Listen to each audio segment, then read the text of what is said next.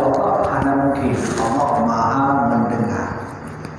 Cuma terkadang doa kita nyonya bukan hanya dikabulkan, bukan berarti Allah tidak mendengar, tapi belum saatnya dikabulkan. Kita sering minta sama Allah doa, minta umur panjang, minta rezeki, minta harta, minta kekuasaan, kebutuhan, hajat sehari-hari, semua kita minta. Tapi terkadang bukan hanya dikabulkan oleh Allah, bukan tidak dikabulkan, belum dikabulkan. Seandainya katanya tak sebutkan tidak dikabulkan, yang secara tidak langsung hanya menghadap katanya Allah dulu. Baik salah-salah katanya takut tidak dikabulkannya hanya hadapnya. Bukan tidak dikabulkan, belum dikabulkan. Kan, tengku lu kahek lu berdoa kepada Allah, lu lagi hana lagi, bukan naik bukan naik hijau, cuma nama kan? Allah Maha tahu. Seandainya katanya tak lagi Allah Maha Allah nunjuk langsung menang, mungkin jid ke khabar madarat bagi kita ya. Cepat datangnya doa bisa menjadi madarat. Contoh mungkin bagah sombong dia. Contoh mungkin bagah angkuh dia. Maka Allah punya cara mengabulkan doa seorang hamba. Intinya Allah Maha mendengar dan hanya menghadap kita takut Allah tidak mengabulkan doa saya. Yang benar. Allah belum mengabulkannya. Maka oleh karenanya jamaah, Allah mengabulkan doa manusia itu 4 cara. Pertama, apabila seorang hamba berdoa, maka Allah berikan langsung pada hari itu. Cara pertama, Allah mengabulkan doa.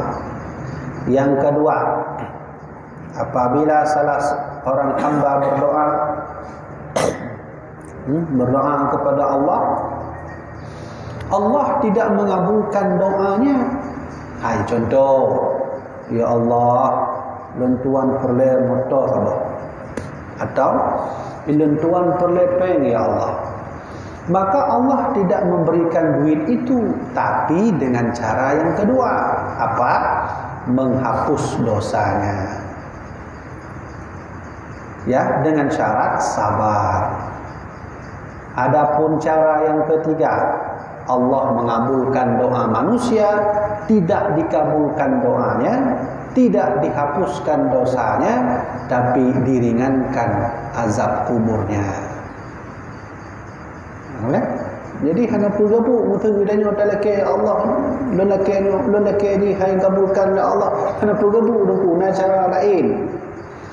Tidaklah Allah kabulkan di dunia, Allah kabulkan di alam barzakh dengan cara diringankan ya daripada azab. Adapun cara yang keempat, cara yang paling enak dan jarang diketahui orang.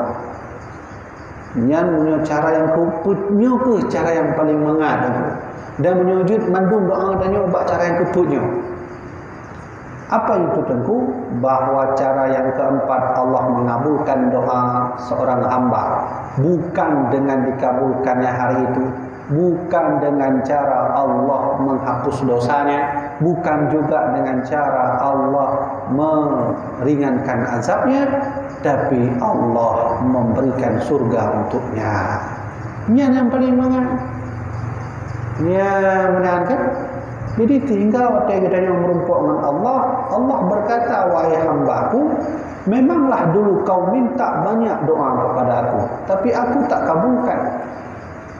Memanglah dulu kau minta hajat kepada aku, tapi aku tak kabulkan. Tapi hari ini karena kau bersabar, kau telah menghadapku, ku berikan semua doa ini untukmu dengan cara kau masuklah ke dalam Jannatul Naim, surga yang penuh dengan nikmat. Yang ke doanya lagi yang tak boleh. Ya, intinya Allah Maha mendengar. Munya katanya Allah tidak mengabulkan. Yang sama cik kitanya hana ma'adab Allah dan sama cik kitanya takkan Allah tu tuli. Ada lagi orang meyakinkan tabuk tauhid tapi secara amai hana diyakinkan.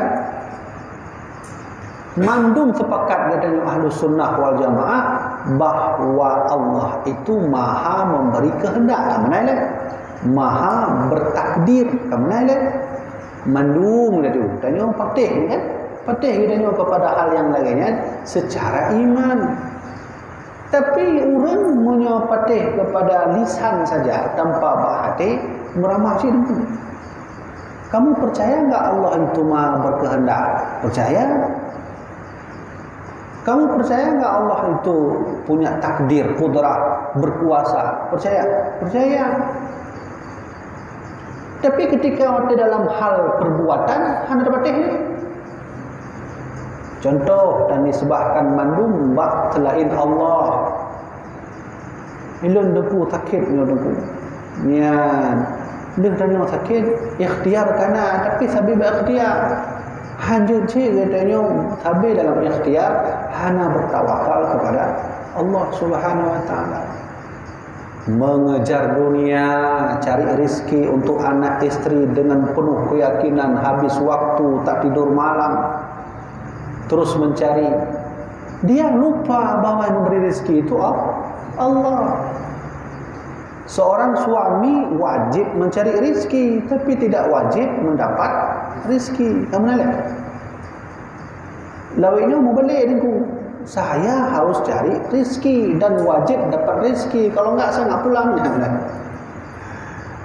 Ya kan? Ini yang salahnya. Yang modern lagi yang salah katanya dalam bersyariat. Yang wajib cari terus rezeki, dapat sikit alhamdulillah, dapat banyak alhamdulillah, enggak dapat pun alhamdulillah. Nah, inilah yang disebut dengan bertauhid dengan lisan dan bertauhid dengan perbuatan. Yang lawinnya ada kejadian katanya tentang corona. Corona itu ada. Wallahu a'lam, Allah yang Maha tahu.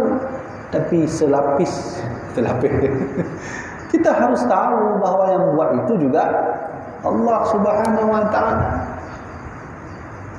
Siapa yang berkuasa menciptakan penyakit itu? Allah. Siapa yang bertakdir? Allah. Siapa yang berkehendak? Allah. Menyamanan tidaklah boleh selalu takut dengan penyakitnya daripada takut kepada Haiti kena mempegang bahawa kita bertauhid dengan lisan tapi tidak bertauhid dengan amalia. Nah, sama lagi doa cik benar. Dan tuan pengalaman tentang sabuk cerita dan tuan le tsunami. Nah, jadi dan tuannya adalah salah tiga alumni dari Dayah Insafudin. Lalu 2 tahun kan. Jadi saya sekolah di situ. Lahnya tsunami. Jadi nanti orang waktu lo balik Dayak kena cok bajai. Hai bajai dia bukan bak Dayak nak. Jadi na orang mak jadi gan teringat dah. Tidak orang mungkin orangnya na tabuh rokok. Kenang tsunami. Habis mandu mana mungkin ada di harta. Sehingga dia menghadap ke langit dia bilang, "Ya Allah, kau tak adil. Kau ambil semua hartaku, kau ambil semua anak-anakku.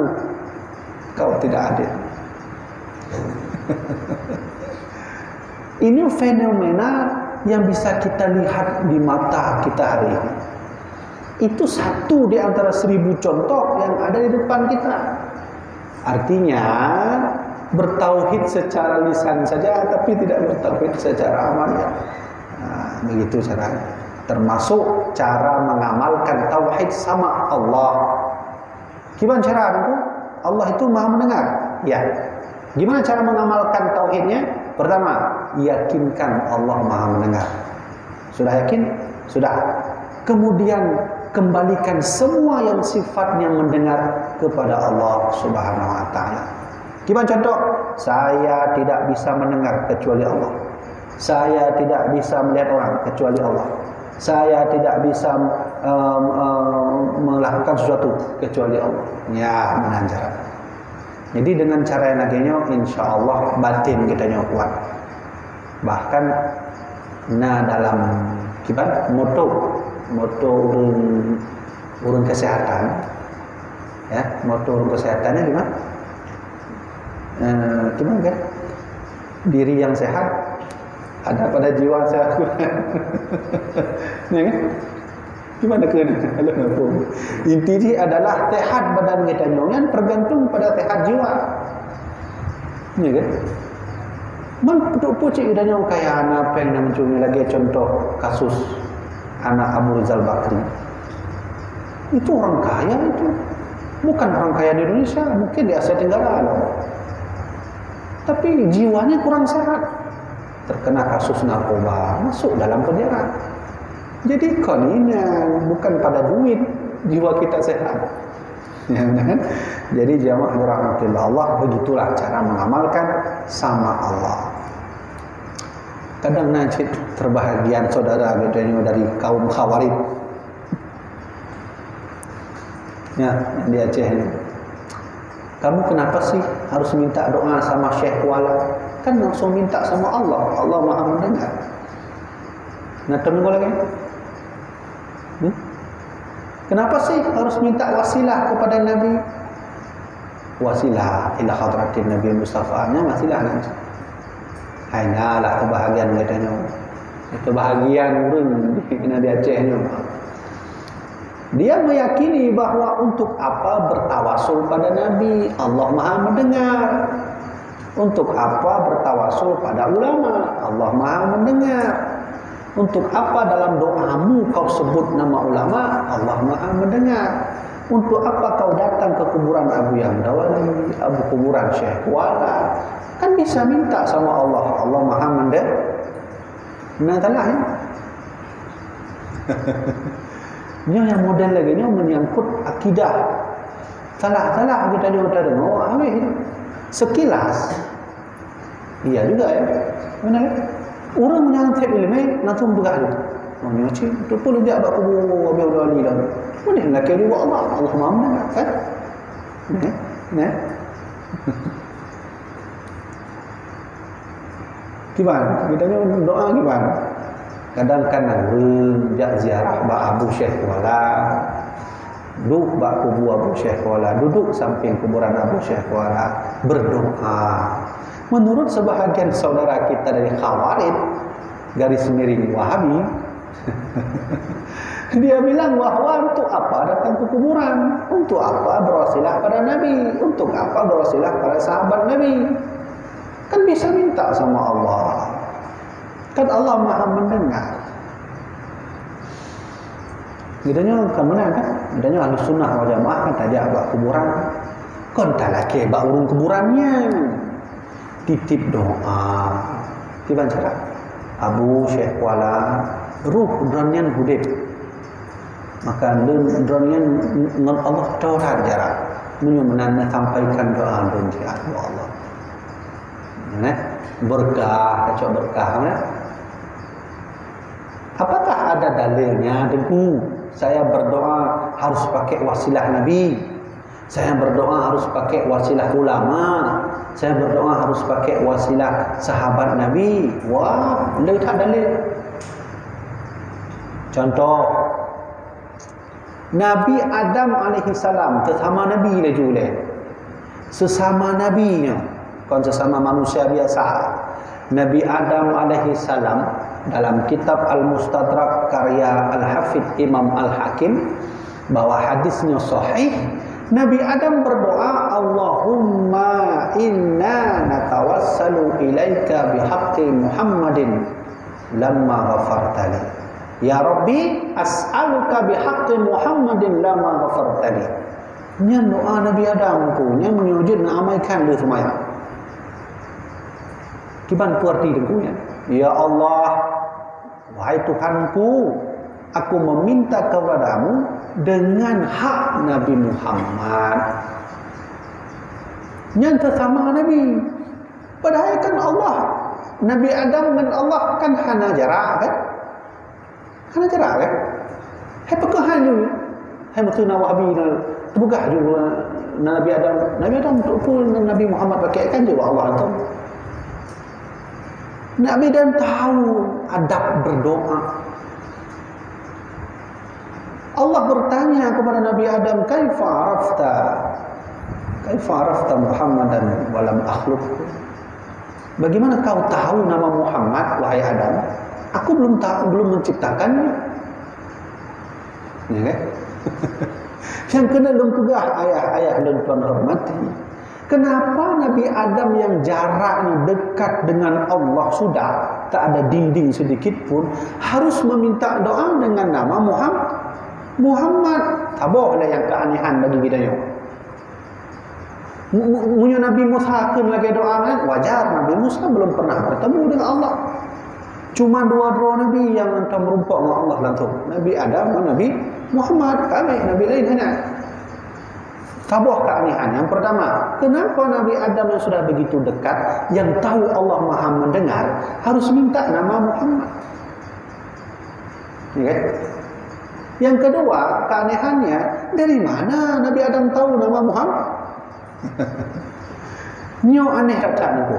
Hadis ini hadis sahih, disahihkan oleh Imam Al-Hafidh, Imam Al-Hakim dalam kitab Al-Mustadrak yang lengkap menunjuk referensi. Yang termasuk jamaah online tu, baik telah-telah ke ni pun gua pegang-pegang tentang ana referensi. Ilmu tu menyebut agama, menunjuk referensi. Jadi baiknya anggapan menurut lon anak dia menyebut agama menurut Rasulullah dan Allah SWT. Kaifa arafta ya Adam? Kaifa arafta Muhammadan wa lam akhluqhu? Dari mana kau tahu nama Muhammad? Aku belum menciptakannya. Nabi Adam bercerita, ya Allah, ya Tuhanku, ketika kau menciptakan ruh dan kau titipkan ruh ke dalam tubuhku, lalu terbukalah mataku ya Allah, lalu bergeraklah tangan dan kakiku, lalu tubuhku bergerak, dan pertama kali ketika mataku terbuka, aku melihat nama di salah satu tiang arasmu tertulis La ilaha illallah Muhammadar Rasulullah. Aku tahu ya Allah, tidak ada nama yang paling agung selain namamu. Aku tahu ya Allah, tidak ada nama yang paling baik selain namamu. Tapi aku juga tahu bahwa ketika engkau menyandengkan dengan nama selainmu, itu adalah kekasihmu. Oleh itulah aku meminta, ya Allah, ampunilah dosaku dengan hak Muhammad sallallahu alaihi wasallam. Nabi Adam tu, gedanya Nabi kan, Rasul kan. Menyamunan tang wajib bagi kita nyatakan doa dengan nama Nabi Muhammad. Mandung doa. Apa mau minta doa isteri tambah lagi pakai Nabi Muhammad apa? Nabi Muhammad juga benar ya. Walaupun kadang hanya kabulkan belum dikabulkan. Sudah? Lalu Allah berkata, "Laula Muhammad ma khalaqta ya Adam." Kalau bukan karena Muhammad, aku tak mau menciptakan engkau wahai Adam. Ya. Maka berdoalah kepada aku Adam dengan nama Muhammad. Niscaya akan aku kabulkan. Ya. Oleh karena itu, para ulama Ahlus Sunnah wal Jamaah mengambil hadis ini sebagai dasar dalil menyomenan kita mendoa pakai dengan Nabi Muhammad. Itu sesama Nabi. Selain Nabi, ada Umar bin Khattab, hadis Muslim sahih lagi. Ketika Umar bin Khattab terjadi di masa pemerintahan beliau kemarau selama 2 tahun. Dalam riwayat bencana paling lebak masa Umar. Bencana paling lebak. Gempa bumi di masa Umar. Bahkan pernah terjadi suatu hari gempa bumi, lalu Umar turun bawa tongkat. Ya. Apa kata Umar? Ana adilun. Laula ana adilun. Saya orang adil. Kalau bukan saya orang adil, fawailun li Umar, celakalah Umar.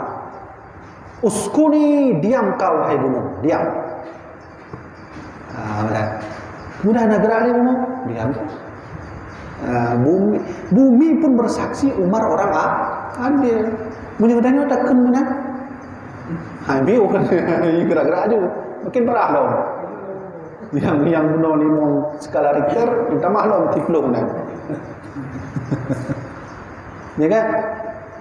Coba dengarkan doa Umar bin Khattab ketika kemarau 2 tahun berturut-turut tak berhenti. Dalam hadis Muslim, Umar berdoa, Allahumma inna natawassalu ilaika binabiyyina fatasqina. Ya, hadis Muslim sahih. Ya Allah, kau turunkan hujan ya Allah. Ketika dulu ya Allah kami bertawasul berdoa kepadamu. Dulu kami meminta dengan hak Muhammad, fatasqina, engkau turunkan hujan ya Allah.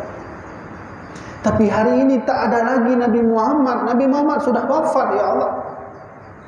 Allahumma inna natawassalu ilaika bi ammi nabiyina.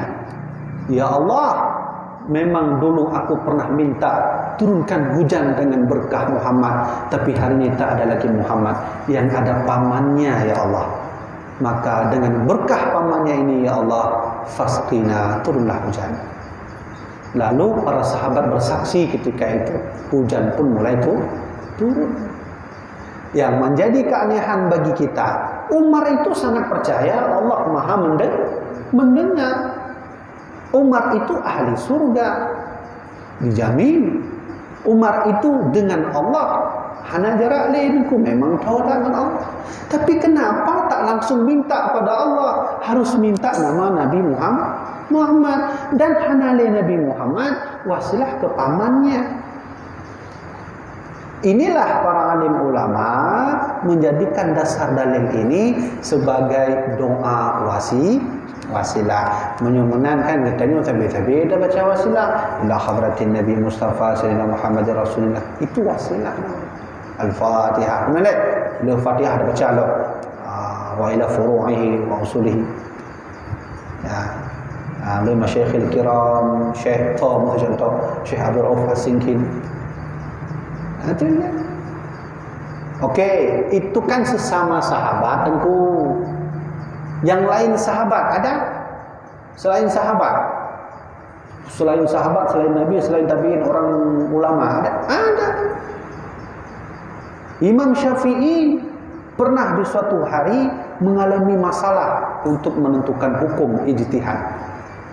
Karena tak menemui jawabannya, beliau tutup mata, pergi ke Imam Malik, solat 2 rakaat di kuburan Imam Malik, duduk Imam Syafi'i. Ketika itu beliau mendapat ilham dari Allah, berkah Imam Malik. Tahu yang cok berkahnya? Imam Syafi'i. Menyomenan tanya cok kesimpulan, Allah memanglah maha mendengar, tapi perlu ada cap surat. Cap surat itu dari Nabi. Nabi Adam berdoa pakai cap surat Nabi. Sama lagi yang namanya proposal, Pak Gubernur nunjuklah proposal. Yang perlu nanti. Ini kayak kalian Pak Gubernur kan. Tapi kan ada cap ni. Ini yang perlu ni penunggu. Kon Pak Gubernur ni anak tu perlu kon abangnya ni perlu. Itu cap namanya. Apa kan? Jadi ya amaliyah ulama Ahlussunnah ini semua ada dalilnya.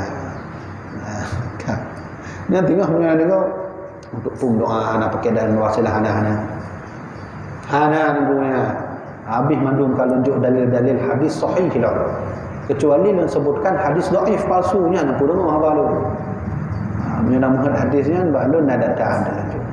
Nah, baik, selesai bahwa Allah itu maha mendengar. Ats-tsalitsatu asyar al-kharsu wa fi ma'nahu al-bakamu. Adapun yang ke-13 al-kharsu. Kharsu itu maknanya al-bakamu wa huwa dittul kalam. Al-bakamu artinya hanjut berapa apa tuli. Bisu. Allah itu mustahil bisu.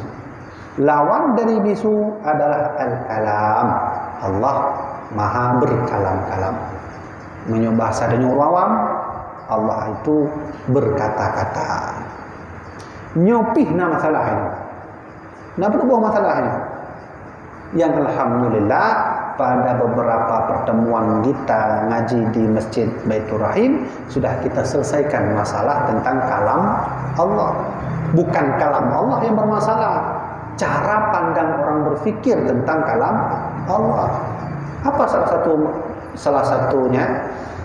Para alim ulama sepakat bahwa kalam Allah berkata-kata itu laisa biharfin wala bisautin.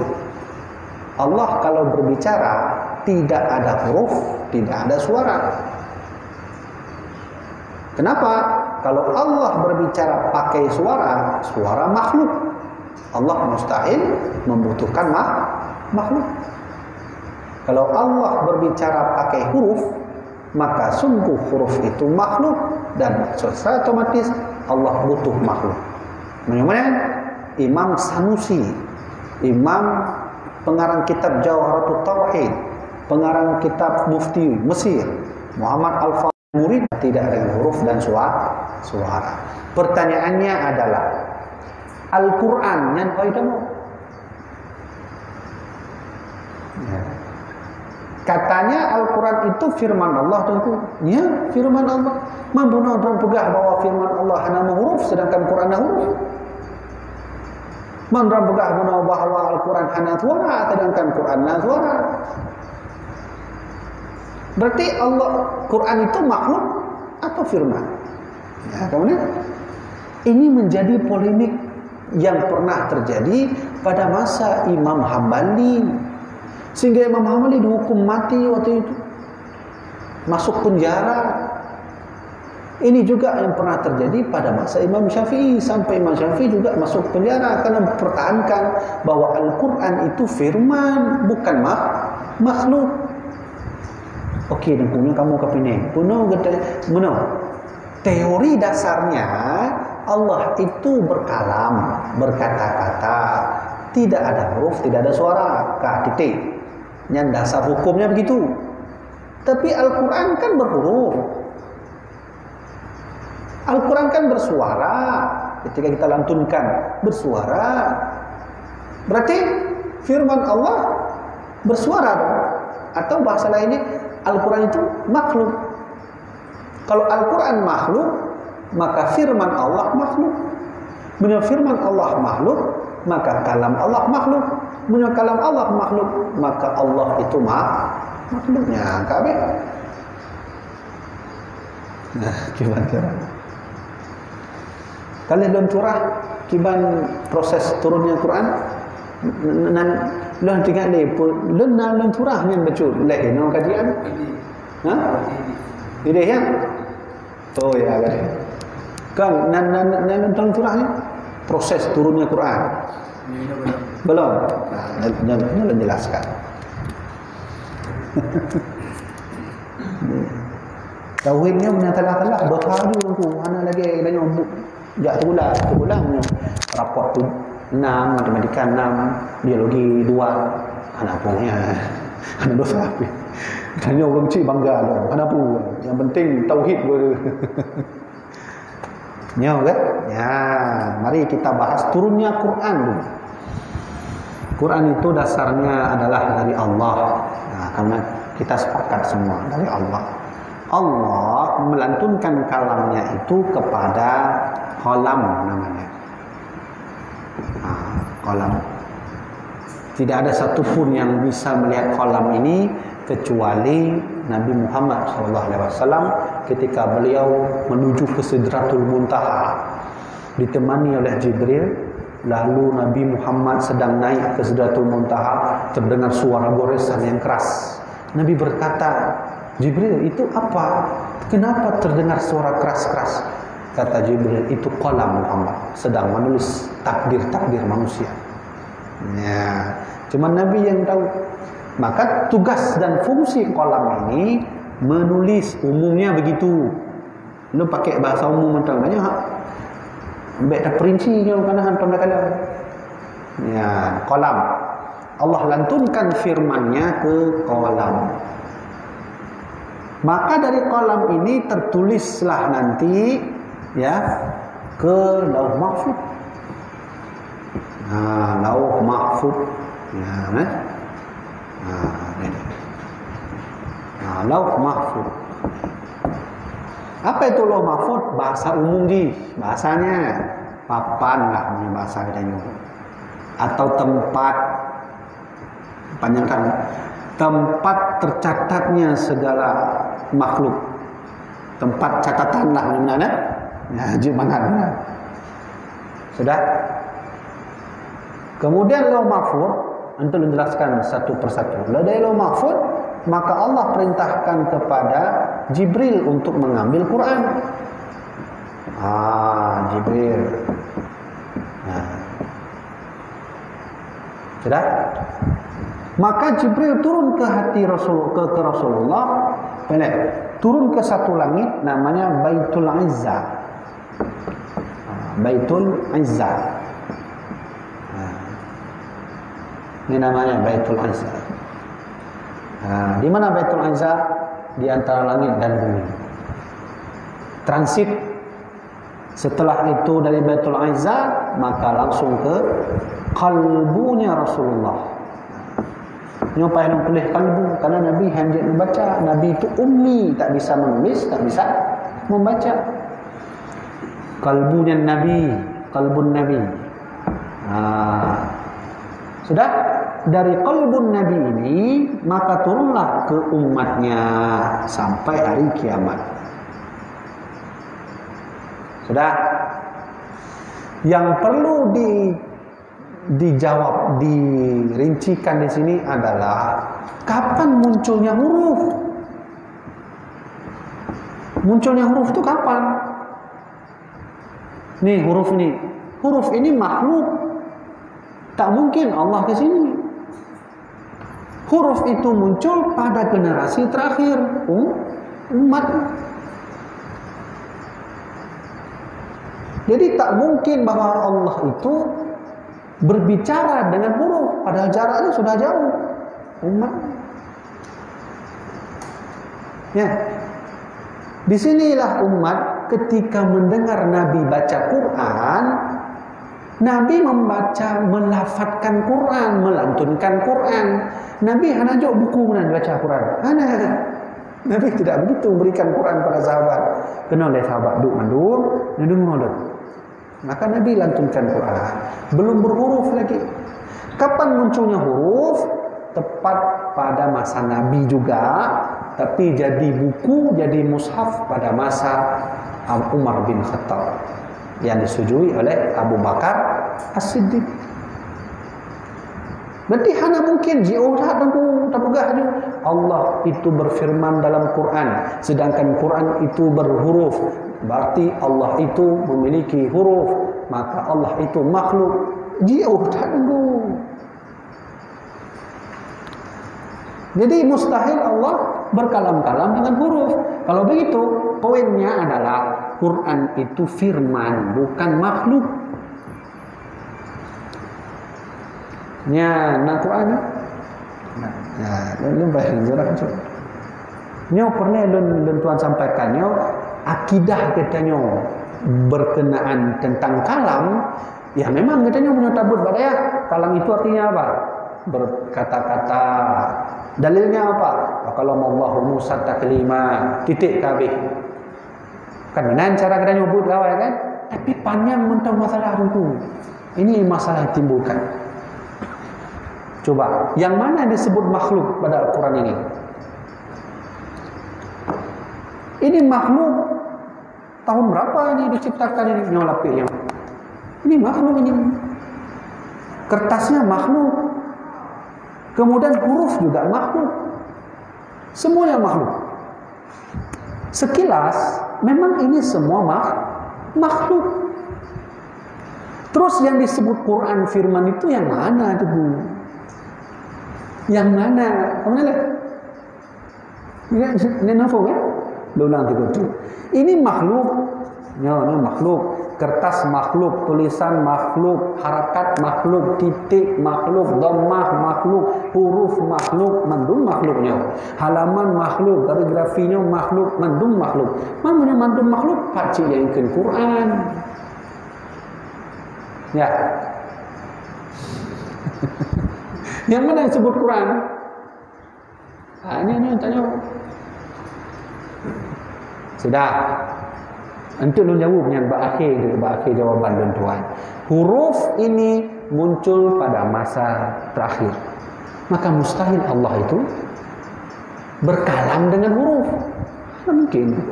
Satu lagi, bersuara. Allah itu mustahil jika berkata-kata dengan bersuara, sautun dalam bahasa Arab. Apakah ketika saya baca Quran, Bismillahirrahmanirrahim, Alhamdulillahirrabbilalamin, itu suara? Apakah suara itu Quran, firman, atau makhluk? Suara itu makhluk juga. Ya, menyokap makhluk, Pak Cik firman dengan suara makhluk, huruf makhluk, semua makhluk. Sudah, nyolong jawab. Yang disebut Quran itu makna yang terkandung dalam huruf dan suara. Di mana duduknya makna? Bukan pada ini, bukan pada lidah. Makna itu di sini. Ketika lu sebutkan bahwa hitam, orang akan timbulkan makna gelap, tak bercahaya. Itu kan makna yang timbul. Ya kan? Contoh. Allah menyuruh kita wala taqrabuz zina, janganlah kau berzina. Apa yang timbulkan situ dari pikiran kita? Oh, berarti mendingan haram. Allah enggak bilang haram di situ. Makna itu yang timbul, itulah yang disebut firman. Apa makna itu berwujud? Tidak ada satupun yang tahu makna itu berwujud kecuali Allah. Contoh lain ni. Lainnya mutu naik anak min dia tu bagai tu nak. Terbuka hanya anak min nak turun ke up turun. Naik dengan mungkin sebahagian orang anak min ayo tengok.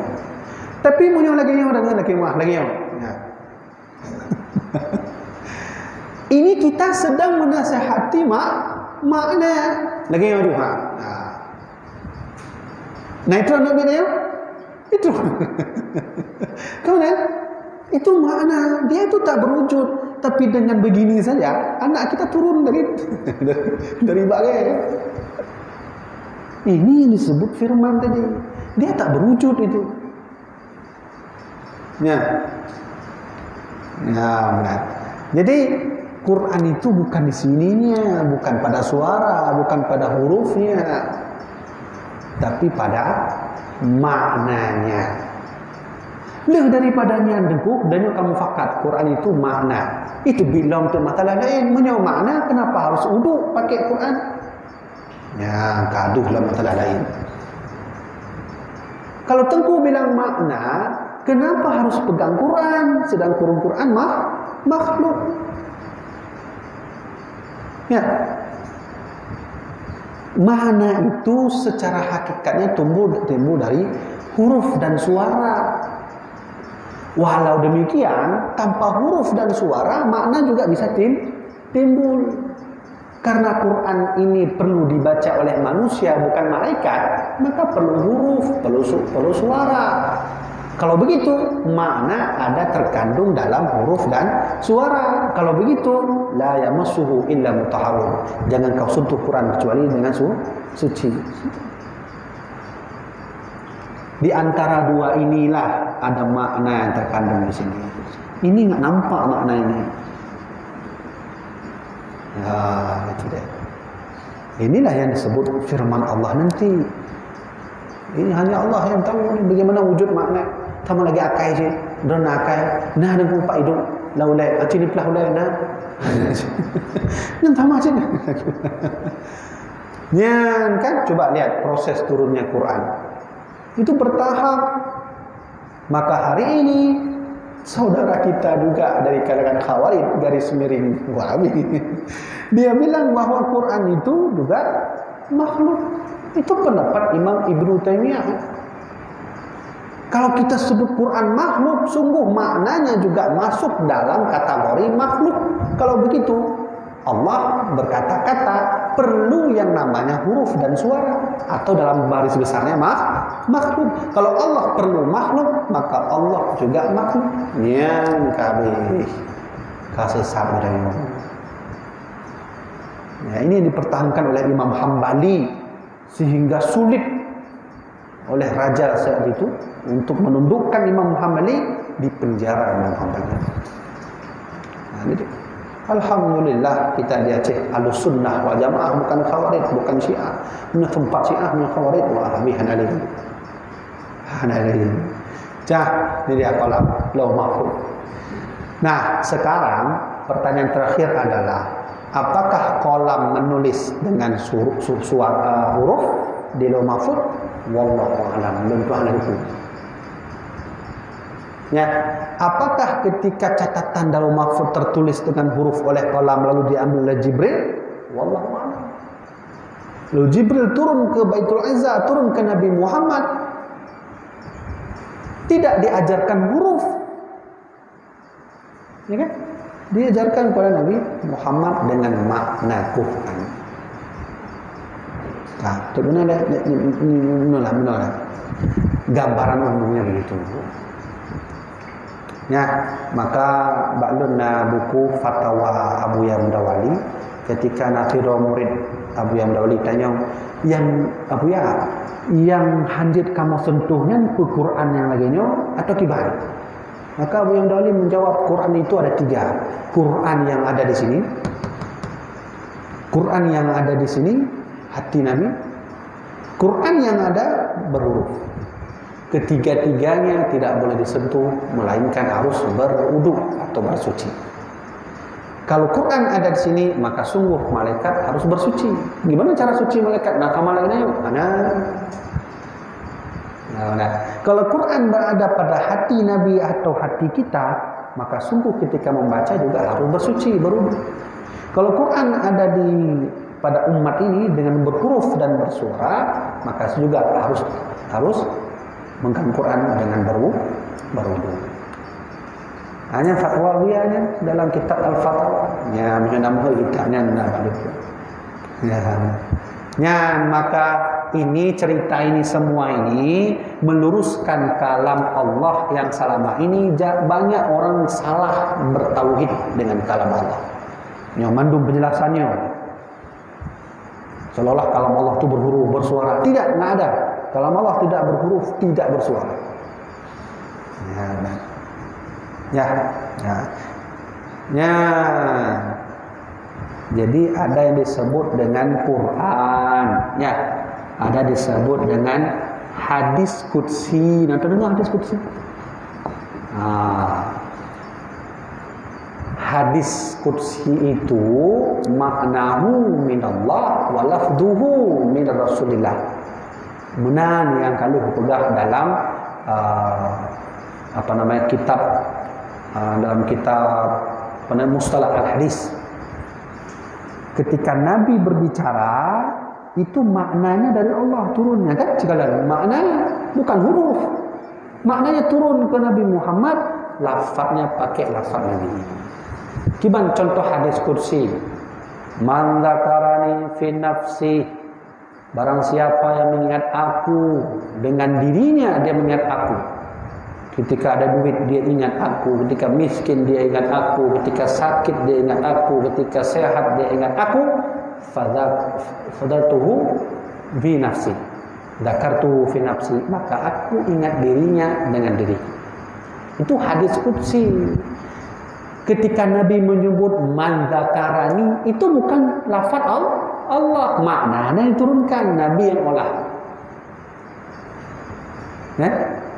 Kalau kita macam no, dia main ngomata, nanti roh sahabat ada ini. Dia ni yang kena tak pegang, sahabatnya tak tahu. Kan ngomata main, dia belah dia. Macam mana? Yang mana tak petruk buat ngontanya, tinggal ijak ngontanya. Ya kan benar ni. Itu namanya hadis qudsi. Sedangkan Quran itu semua dari Allah Subhanahu wa taala.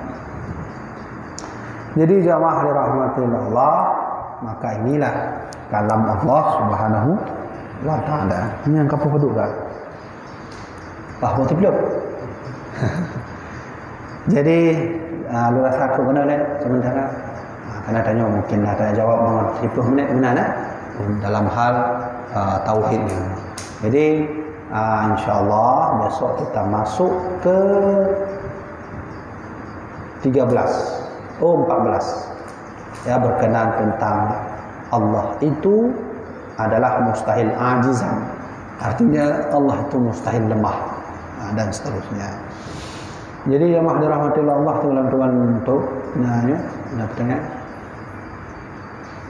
hanya akibat mbak online ya.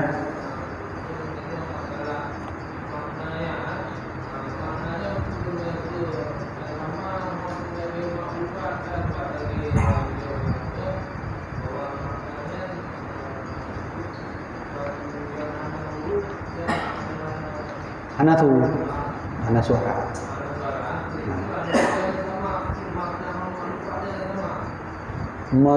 Ma'rifatnya jalan menuju Allah. Jalan menuju Allah yang perlu beberapa metode. Metode dengan lafaz sehingga taturi Allah. Artinya lagi Allah firmankan afala tatafakkarun. Ya, dengan lafaz manusia, bukan lafaz lafaz Allah.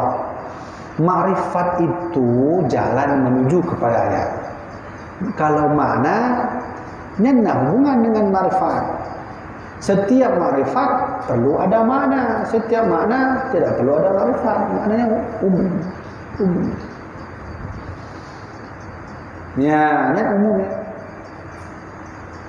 Ya, dan dia nenturi Allah, dia tengku gimana cara lempik mata.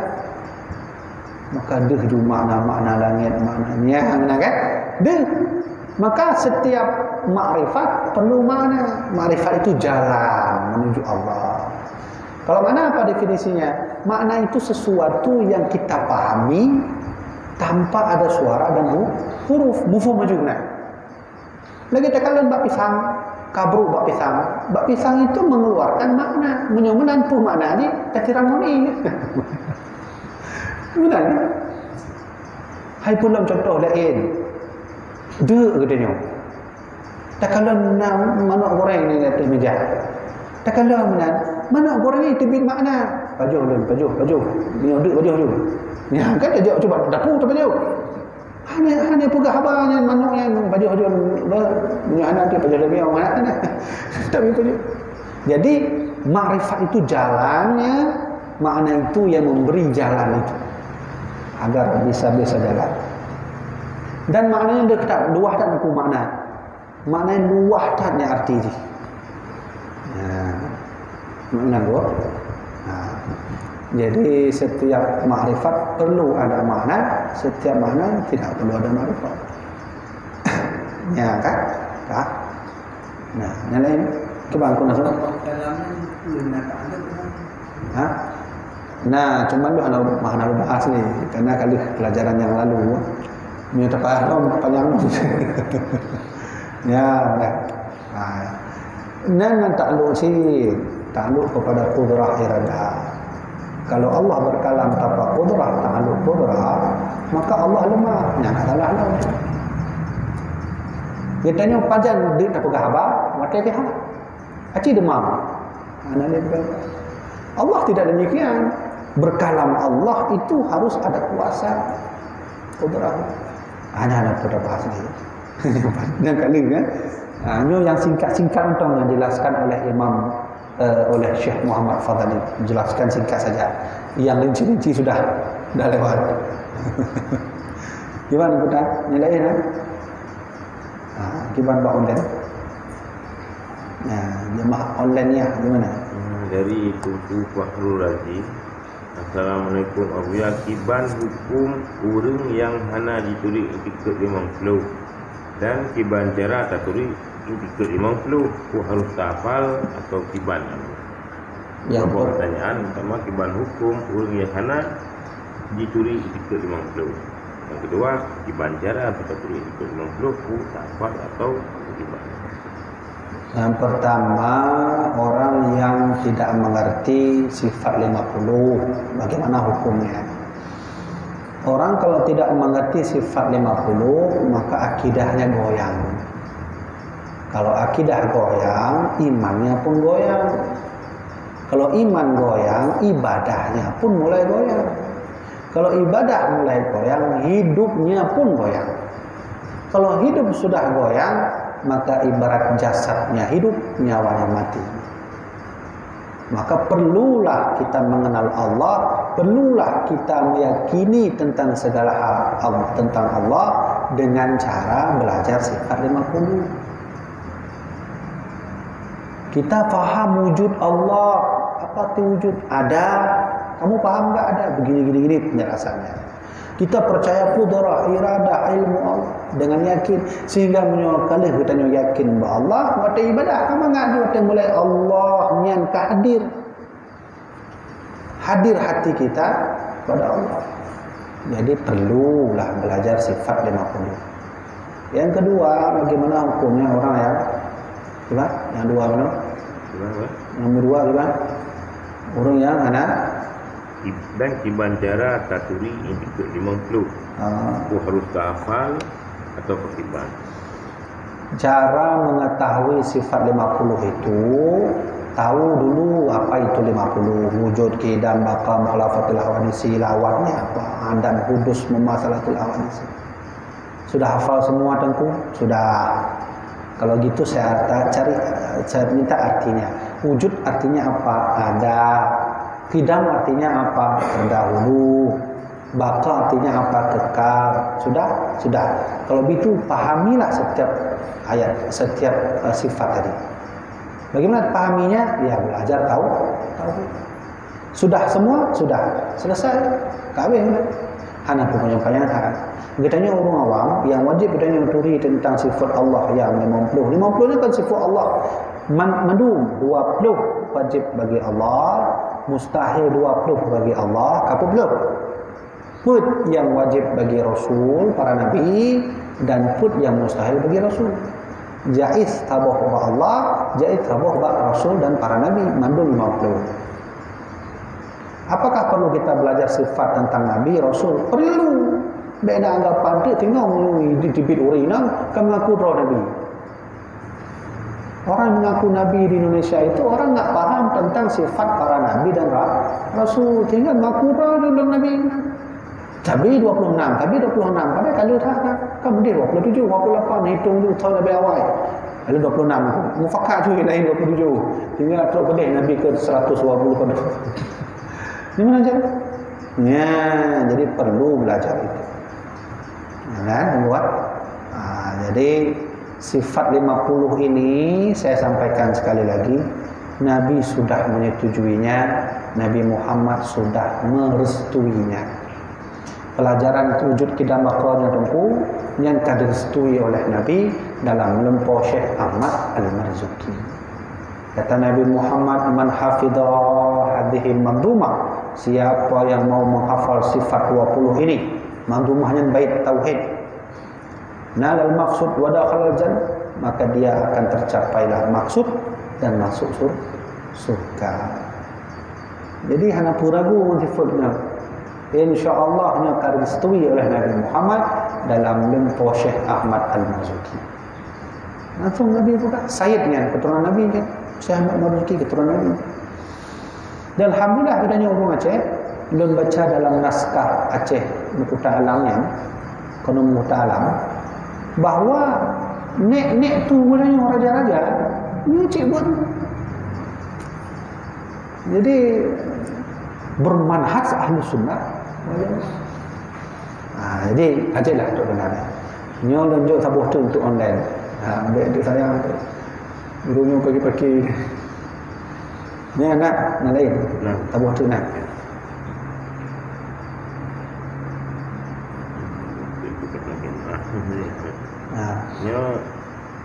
Dari tuanku, apa hukumnya seseorang yang selalu berbicara tentang agama, bahkan dirinya menjadi khatib, menjadi ustaz, bahkan menjadi pengisi kajian-kajian agama, tetapi bagi anak-anaknya sendiri tidak dididik di tempat pendidikan ilmu agama semisal dayah. Bahkan terkadang anaknya yang perempuan menjadi anak kos yang jauh dari orang tuanya hanya untuk pendidikan non-agama. pertanyaan ini termasuk kepada orang tua yang lain. Terima kasih Abu ya. Ya, intinya tidak ulama atau ustaz atau tengku yang mufhum agama, tapi ana di ana penuh agama ana inti kan. Kaburan maqtan indallah am taqulu ma la taf'al. Jadi Allah berfirman dalam Al-Quran, kaburan maqtan indallah am taqulu ma la taf'al.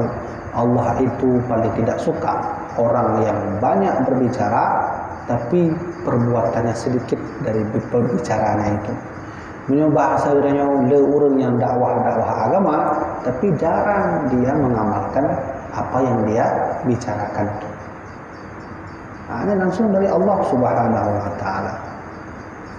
Dan yang kedua dari hadis Nabi, yang kutip hadisnya dari kitab Ahmad Al-Hashimi, Said Ahmad Al-Hashimi, Mukhtar Al-Hadis, bahwa tengok kata Rasulullah, le urang yang yalbisul anbiya, banyak orang yang berpakaian seperti para nabi, berjenggot panjang, lalu putih mukanya, mengamalkan tahajud, tapi amalnya seperti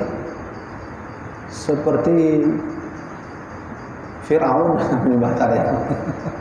Seperti Firaun. Maka lun tertarik tak dengan Raja Sultan Ali Muhammad Shah, telah tidur raja dia.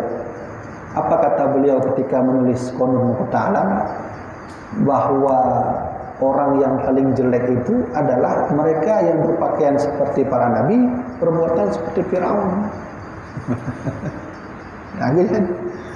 Jadi hal-hal yang wajib kita perlu ketahui. Belum kaji ke ayah tentu. Apa sih yang wajib bagi saya untuk ajarkan anak? 3. Tauhid, tasawuf, akhlak. Tauhid mengajari kita hubungan dengan Allah, fikih mengajari kita sah atau tidaknya ibadah, tasawuf mengajari kita tentang akhlakul karimah. Kaji terkenal kabeh yang terserah bagaimana. Dan memuhut tamu polisi tamu. Memuhut tamu TNI tamu. Memuhut tamu PNS tamu. Yang pasti baik tua mandai boleh. Tauhid, tasawuf dengan fikih. Menurut fikih kaji mata takrib kaji. Menurut tasawuf ta'alim kaji. Menurut tauhid ya kifayatul awam kabeh. Yang terserah bagaimana itu. Kau kena jak-jak. Ya baik tua boleh boleh. Kabeh ya? Empat bentuk boleh aku ya dulu waktu. Dia nak tajikan. Yang Abu Ya jelaskan bentuk agama yang awam tentang maksud awaluddin ma'rifatullah. Yang awaluddin ma'rifatullah, dasar agama itu mengenal Allah. Saya bukan orang Islam tentu, tapi saya tahu tentang Allah. Dia secara otomatis sudah beragama. Maka khilafiyah ulama tentang seseorang yang mati sebelum Islam tapi keyakinannya sudah ada, apakah dia disebut Islam? Dengan seseorang yang meyakini tapi sudah melantunkan syahadat. Ulang tiga itu. Ulama berkhilafiyah. Silahkan buka kitab Durussamin Muqaddimah, berkhilafiyah, berbeda pendapat. Saya tentu orang kafir, tapi saya sudah yakin Allah ada, belum bersyahadat lagi, meninggal. Apakah seorang Islam? Satu lagi, saya tentu orang kafir, tapi sebelum meninggal saya sudah meyakini Allah dan saya masuk Islam. Apakah sudah Muslim? 2. Yang ketiga, saya tentu orang kafir, tapi saya melafadzkan syahadat. Hati saya masih ragu tentang Allah. Apakah saya sudah Muslim? Lebuh kasus. Kan? Maka oleh karena itu ada istilah awaluddin ma'rifatullah. Agama itu sudah ada dalam hati ketika kita meyakini Allah walaupun belum bersyahadat. Itu sebagian pendapat ulama lain. Ada ulama bilang itu tidak sah. Kenapa? Syahadat harus dilantunkan dengan lisan. Apa masalahnya? Ingat? Makanya ini khilafiyah. Abu Talib itu Islam atau tidak? Abu Talib, coba buka kitab Bidayah karya Imam Ibnu Katsir. Imam Ibnu Katsir menukil beberapa pendapat ulama. Abu Talibnya nuri Islam atau enggak? Nabi datang ke Abu Talib, walladzi nafsi biyadi, demi jiwaku kuserahkan semua kepada Allah. Wahai Abu Talib, ucapkan syahadat, syahadat. Nanti besok akan aku minta kepada Allah khusus untukmu, wahai paman, masuk Islam bersamaku, masuk surga bersamaku. Tidak dijawab oleh Abu Talib, sehingga sampai meninggal. Turun ayat waktu itu, innaka la tahdi man ahbabta walakinnallaha yahdi man yasha. Muhammad, seberapapun kau cinta kepada orang, kau tak akan bisa memberi hidayah kepada orang lain. Hanya Allah memberi hidayah. Menurut sebahagian ulama yang dinukil oleh Imam Ibnu Katsir, Abu Talib sudah Islam, tapi tidak melantunkan dengan syahadat lisan dalam hati. Hana mungkin Rasulullah disuruh untuk menyebarkan dakwah. Muhammad, terserah kau, berdakwah sesuka hatimu, aku akan melindungi kau. Itu sesungguhnya beliau sudah mengakui agama Muhammad, cuman malu diungkapkannya. Satu. Yang kedua, dasar para alim ulama menyebut Abu Talib sudah Islam walau tidak lisan syahadat, agar tidak goyang dan goyah Mekah pada saat itu. Seandainya Abu Talib mengucapkan syahadat, lebih parah lagi kafir Quraisy menyiksa Nabi Muhammad. Maka disimpan syahadat. Dan seterusnya. Menyamanan awaluddin ma'rifatullah, dasar agama itu sudah ada kalau kita sudah mengenal Allah. Berarti mudah-mudahan tergantung badannya dari lahir ke agama Islam. Nah, agama lah nanti hana ada. Apakah hana? Dah nanturi Allah. Apakah nanturi Allah? Pomlah. Foto dia dia pun hai dia. Hana nanturi Allah itu sembahyang ketinggian puasa hana ni. Nian hana agama ni. Walaupun KTP agama tapi hati belum ada agama. Tu mana dia? Apa dia ambil KTP. Kita harus konsisten waktu pas jam 10. Nah, jadi jamaah dirahmati oleh Allah. Ya, ada kemah insya-Allah mandung akan ubah sistem. Menyomanan mandung kajian lentuan dan piuh ba. Jadi lu tetap tijun. Lupa mata lu tu buat tijun. Jadi 40 menit dengan tolong untuk mutar piuh habis. Jadi ada jeda untuk tanya jawab. Atau lentuan pakai YouTube tabung tu khusus tanya jawab Islam. Jadi kajian itu benar jamaah dirahmati Allah, mudah-mudahan bermanfaat bagi saya sendiri. Kajian ini bermanfaat bagi jamaah dirahmati Allah. Semoga kita diselamatkan oleh Allah baik di dunia, dalam kubur nanti sampai di akhirat kelak. Wallahu a'lam bishawab. Sallallahu ala sayyidina Muhammad sallallahu ala wasallam. Sallallahu ala sayyidina Muhammad sallallahu